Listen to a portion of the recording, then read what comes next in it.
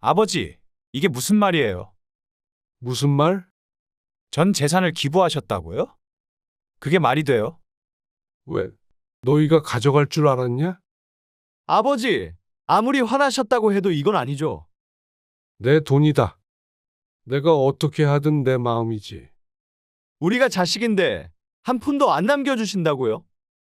그동안 내가 너희한테 쓴 돈은 생각도 안 나냐? 아버지, 우리가 언제 돈만 바라봤어요? 가족이잖아요. 가족이라고 했니? 돈 필요할 때만 찾는 게 가족이냐? 어머니가 살아계셨으면 절대 이러지 않으셨을 거예요. 그래. 내 어머니 살아계셨으면 이렇게까지 안 했겠지. 하지만 지금은 다르다. 더는 너희에게 휘둘리지 않아. 아버지, 우리 어떻게 살라고요? 너희 몫은 너희가 살아가면서 찾아라. 난 내 몫을 사회에 돌려줬다. 이제 내 돈은 더 이상 너희 것이 아니다. 그러니 내 인생에서도 이제 사라져라. 오늘 사연 속 주인공은 72세 김영호 씨와 그리고 그의 자식들에 관한 이야기입니다. 72세의 김영호는 평생을 가족을 위해 살아왔습니다. 젊었을 때는 먹고 살기 위해 하루 16시간씩 일했습니다. 작은 철물점을 운영하며 손님 한 명 한 명에게 성심껏 응대했습니다. 아내와 함께 새벽같이 가게 문을 열고 늦은 밤까지 가게 불을 켜두었습니다. 이렇게 악착같이 살아온 이유는 단 하나였습니다. 우리 애들만큼은 힘들지 않게 키우자. 그는 자식들에게만큼은 부족함 없는 삶을 주고 싶었습니다. 장남, 차남 그리고 막내딸까지 모두 대학에 보냈습니다. 비싼 등록금을 마련하기 위해 아내와 함께 한 푼, 두 푼 모았습니다. 옷 한 벌도 함부로 사지 않았고 외식 한 번도 마음 놓고 하지 않았습니다. 김영호는 자식들이 좋은 직장을 잡고 남부럽지 않은 삶을 살길 바랐습니다. 자식들도 처음엔 그런 부모의 희생을 고맙게 여겼습니다. 아버지, 덕분에 졸업했어요. 이제부터는 우리가 잘할게요. 그 말을 들을 때마다 김영호는 뿌듯했습니다. 이제 우리도 좀 쉬면서 살 수 있겠구나. 그러나 그 기대는 오래가지 않았습니다. 자식들이 독립한 후 아내는 오랫동안 알아오던 병으로 세상을 떠났습니다. 그녀가 떠난 후 김영호는 처음으로 허탈함을 느꼈습니다. 이제야 좀 여유롭게 살아볼 수 있을 줄 알았지만 아내가 떠나고 나니 모든 것이 무의미하게 느껴졌습니다. 이제 내 인생도 슬슬 마무리해야겠구나.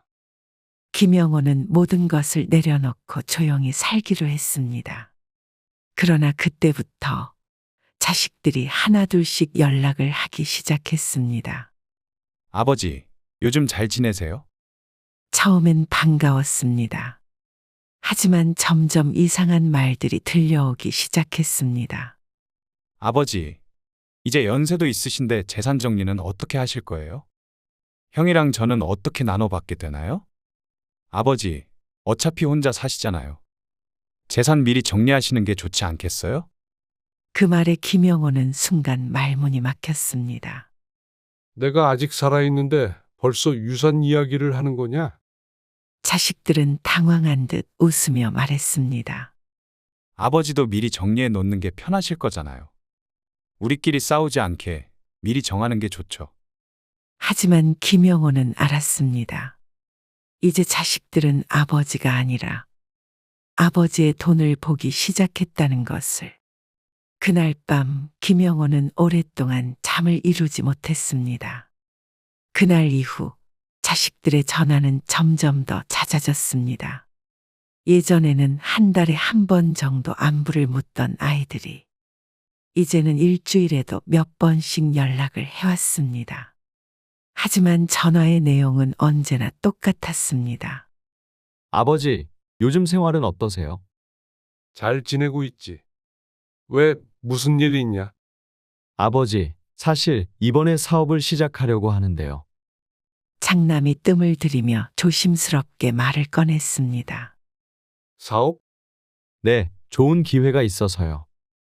투자금이 조금 필요하긴 한데 은행 대출 받기엔 이자가 너무 세더라고요. 그래서 아버지, 제가 이번에 제대로 해볼게요. 한 5천만 원만 도와주시면 안 될까요? 김영호는 순간 말문이 막혔습니다. 아들은 결혼한 후에도 직장 생활을 잘하고 있는 줄 알았습니다. 그런데 갑자기 사업을 한다고 하며 돈을 요구하는 것이었습니다. 5천만 원이 작은 돈이 아니다. 사업이라는 게 쉽지 않은데. 아버지, 저 믿으세요. 이번엔 확실해요. 이것만 잘 되면 아버지한테 배로 갚을게요. 알았다. 내가 좀 생각해 볼게. 김영호는 대답을 얼버무린 채 전화를 끊었습니다. 그런데 다음 날, 이번엔 둘째 아들한테서 전화가 걸려왔습니다. 아버지, 요즘 부동산 투자에 관심 있으세요? 부동산? 네, 요즘 아파트 값이 계속 오르고 있잖아요. 지금 투자하면 2에서 3년 안에 몇 배는 벌 수 있어요. 그게 나랑 무슨 상관인데. 아버지 명의로 대출을 좀 받으면 좋은데 저도 신용이 부족해서 어렵거든요. 대출을 받으라고. 네, 어차피 아버지 집도 오래됐고 재개발되면 더 비싸질 거예요. 그냥 저한테 맡겨주세요. 이거 확실한 투자예요. 김영호는 순간 가슴이 답답해졌습니다. 장남은 사업을 한다며 5천만 원을 요구하고 차남은 부동산 투자를 이유로 아버지 명의의 대출을 요구하고 있었습니다. 이게 다 뭐냐? 김영호는 허탈한 마음으로 고개를 저었습니다. 자식들에게 돈을 쥐어주고 싶지 않아서 그날도 그냥 넘어갔습니다. 그런데 이번에는 막내딸에게서 전화가 걸려왔습니다. 아버지, 요즘 너무 바쁘죠? 아니다. 무슨 일 있냐? 아버지, 이번에 친구들이랑 유럽 여행을 가기로 했어요. 유럽. 네, 그런데 제가 돈이 좀 부족해서 아버지가 조금 도와주시면 안 돼요? 너도 돈이 필요하다는 거냐? 아버지, 저 원래 이런 부탁 안 하잖아요. 딱 한 번만요. 김영호는 망설였습니다. 아들의 사업자금, 차남의 대출, 그리고 딸의 여행비까지. 이 모든 걸 다 들어주려면 그는 가진 것을 다 털어야 했습니다. 그는 천천히 말했다. 아버지가 너희를 위해 평생을 바쳤지만 이건 아니다. 아버지, 그게 무슨 말이에요?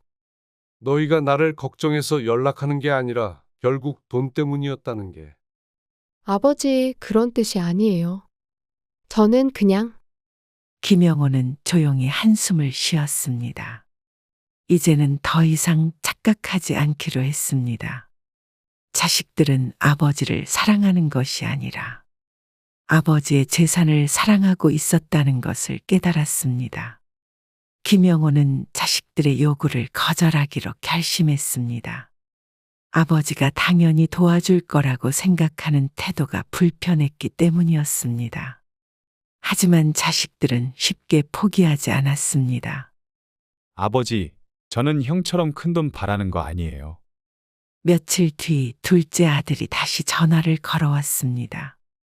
그래도 우리가 가족인데 아버지 명의로 대출 받는 게 뭐가 문제예요? 대출은 내가 받아야지. 왜 내 이름으로 받으려고 하냐?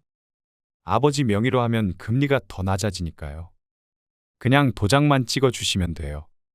김영호는 단호하게 거절했습니다. 난 내 노후를 담보로 하고 싶지 않다. 하지만 그 말이 끝나기도 전에 둘째 아들은 짜증을 내기 시작했습니다. 아버지도 참 답답하네.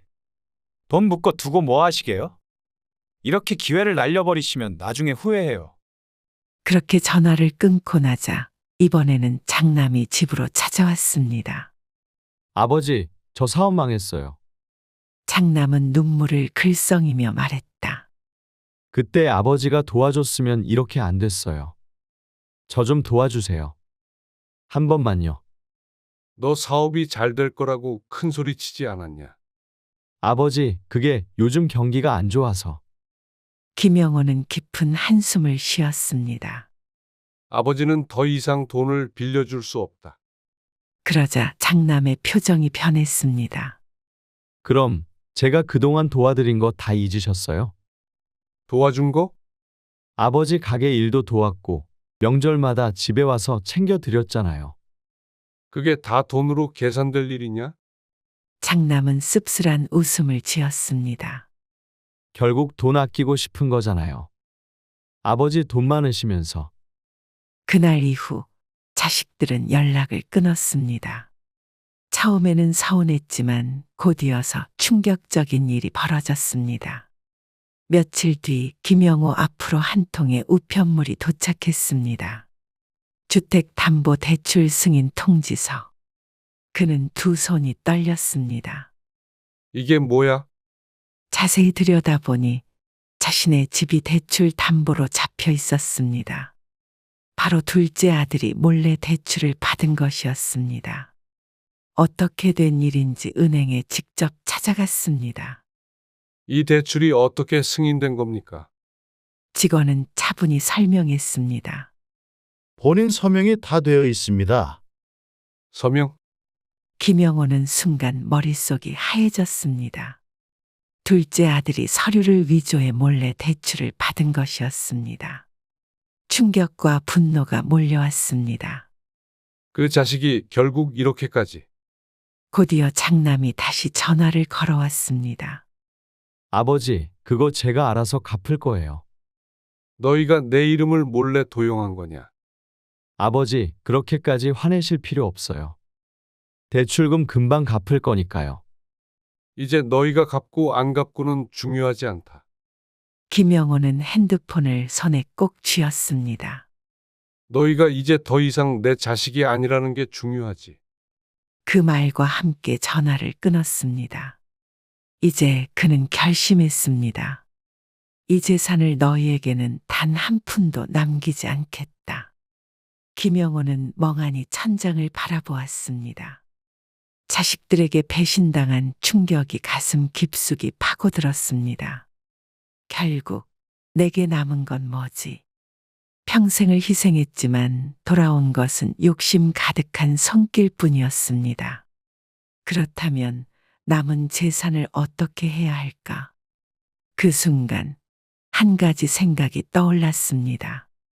이 돈이 정말 필요한 사람들에게 쓰이면 어떨까? 그는 바로 변호사에게 전화를 걸었습니다.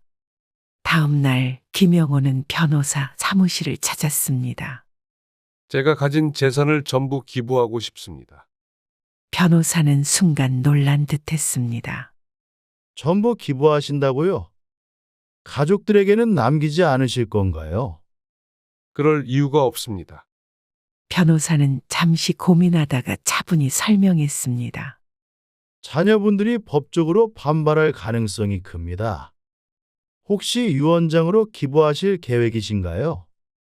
김영호는 단호하게 고개를 저었습니다. 유언장으로 하면 그들이 어떻게든 법적으로 이의를 제기할 겁니다. 난 지금 당장 내 재산을 정리하고 싶어요. 살아있을 때 말이죠. 변호사는 잠시 생각하더니 고개를 끄덕였습니다. 그러면 기부 계약을 체결하시면 됩니다. 기부 대상과 방법을 정해 놓으면 법적으로 자녀분들이 이를 되돌릴 방법은 없습니다. 좋습니다. 당장 진행합시다. 김영호는 전 재산을 사회복지재단과 장학재단에 기부하기로 결정했습니다. 그가 가진 부동산과 예금, 모든 자산을 정리해 기부하는 조건이었습니다. 그는 계약서에 직접 서명하며 담담한 얼굴로 말했습니다. 이제 내 돈은 더 이상 내 것이 아니군요. 그날 밤 그는 오히려 오랜만에 깊은 잠을 잘 수 있었습니다. 하지만 이 사실을 알게 된 자식들은 분노했습니다. 며칠 후 장남과 차남 그리고 막내딸이 집으로 몰려왔습니다. 거실 문을 박차고 들어온 장남이 소리쳤습니다. 아버지, 이게 무슨 말이에요? 김영호는 조용히 신문을 내려놓았습니다. 무슨 말? 전 재산을 기부했다고요? 그게 말이 돼요? 아버지, 아무리 화나셨다고 해도 이렇게까지 하시면 안 되죠.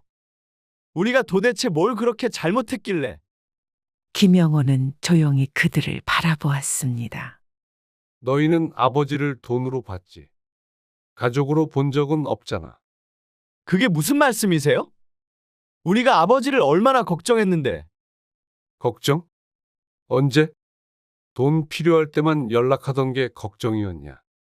자식들은 더 이상 할 말을 찾지 못했습니다. 아버지, 우리한테 상속할 돈이 없다면 우리가 어떻게 살라는 거예요? 너희가 벌어서 살아야지. 아버지가 남긴 재산이 있어야죠. 남긴 재산? 나는 내 평생을 너희한테 바쳤다. 그런데 돌아온 게 뭐였냐? 돈을 달라고 할 때만 연락하고 내 건강은 한 번이라도 걱정했냐?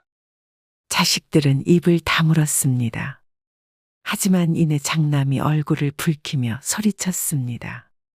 그래도 부모가 자식들한테 유산을 남기는 게 당연한 거 아니에요? 당연하다고. 김영호는 쓴웃음을 지으며 고개를 저었습니다. 당연한 건 없다. 부모는 자식을 키우기 위해 희생하지만 그것이 빚은 아니다. 나는 너희에게 사랑과 기회를 줬다. 그런데 너희는 오직 돈만 보고 있구나. 둘째 아들이 화를 참지 못하고 외쳤습니다.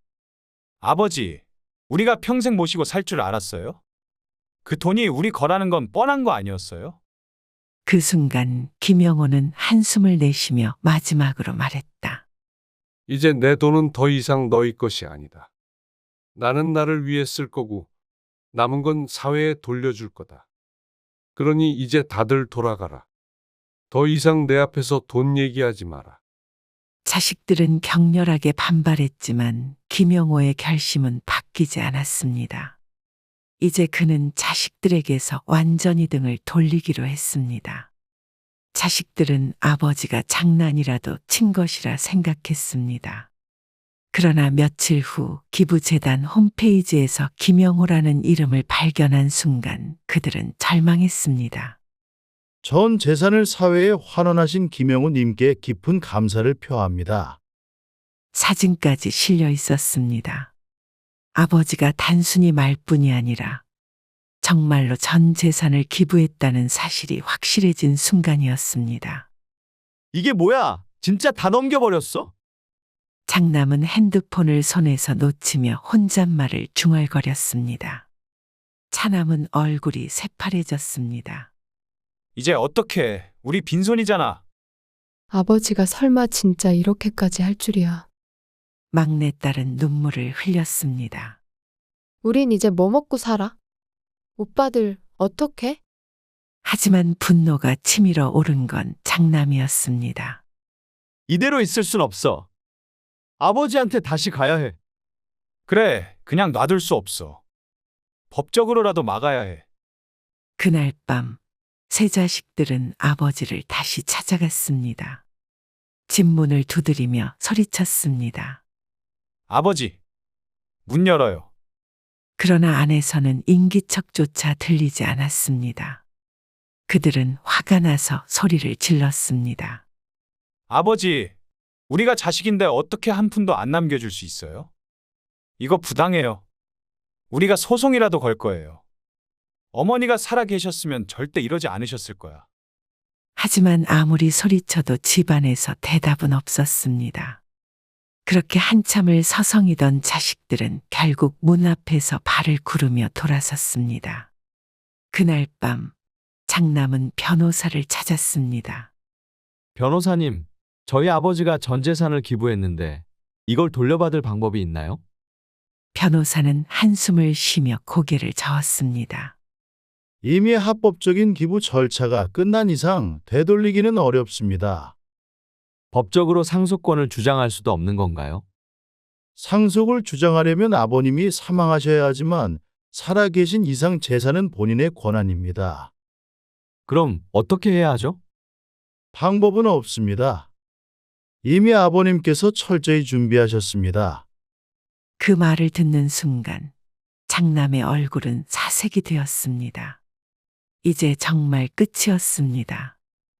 그동안 당연하게 여겼던 아버지의 재산이 완전히 사라졌다는 걸 깨달았습니다.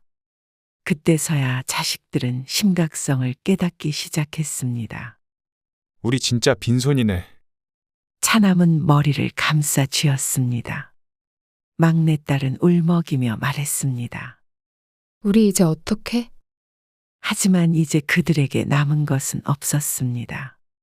그리고 아버지는 더 이상 그들을 기다려 주지 않을 것이었습니다. 김영호는 창가에 앉아 한숨을 쉬었습니다. 창밖으로 붉게 물든 저녁 노을이 펼쳐져 있었습니다. 이제 집안은 조용했습니다. 자식들이 다녀간 흔적은 없었고 그들의 원망과 분노도 함께 사라져버렸습니다.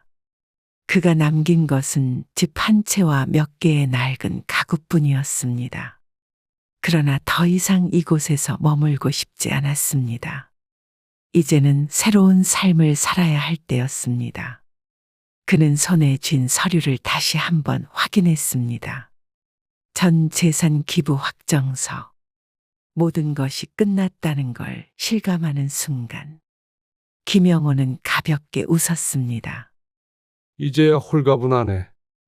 평생을 가족을 위해 살아왔고, 자식들에게 모든 것을 바쳤지만, 결국 그들이 원하는 건 아버지가 아닌 아버지의 돈이었다.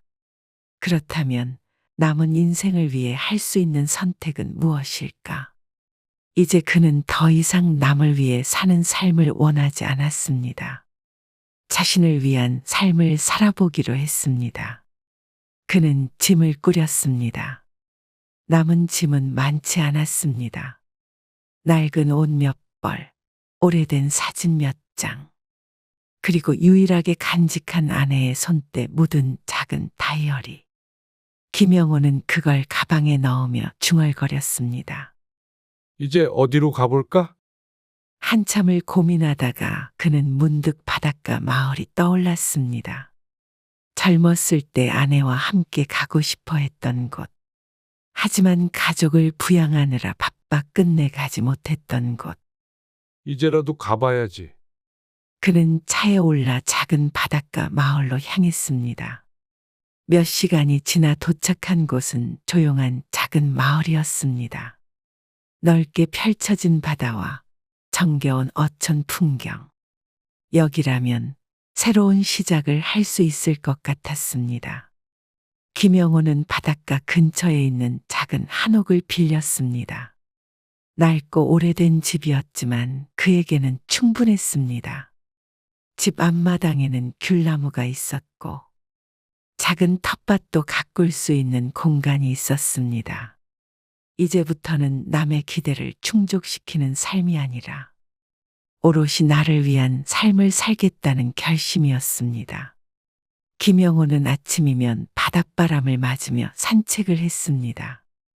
동네 어르신들과 인사를 나누고 동네 아이들에게 책을 읽어주는 작은 봉사도 시작했습니다. 처음에는 어색했지만 점점 익숙해졌습니다. 한 번은 마을 어르신이 그에게 물었습니다. 자식들은 안 찾아오나? 김영호는 잠시 멈칫하다가 웃으며 대답했습니다. 이제는 내가 찾지 않으니 올 일도 없겠지요. 어르신은 고개를 끄덕이며 말했습니다. 그래요. 너무 자식들한테만 매달리지 말고 이제 본인 인생을 사셔야죠. 그 말이 참 가슴 깊이 와닿았습니다.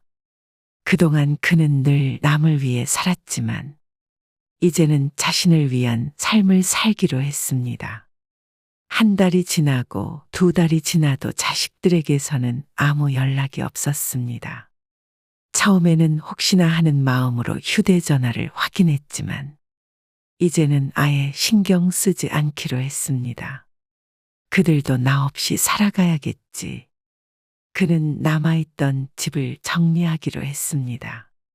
서울에 있던 집을 처분하고 그 돈으로 작은 텃밭과 가구를 마련했습니다. 그리고 조용히 도시를 떠나기로 했습니다. 이제 김영호에게 더 이상 미련은 없었습니다. 그는 마지막으로 휴대전화를 껐습니다. 이제 더 이상 그들에게 휘둘릴 이유가 없으니까. 어느 날 그는 바닷가를 거닐며 문득 생각했습니다. 이제야 진짜 내 삶을 찾았구나.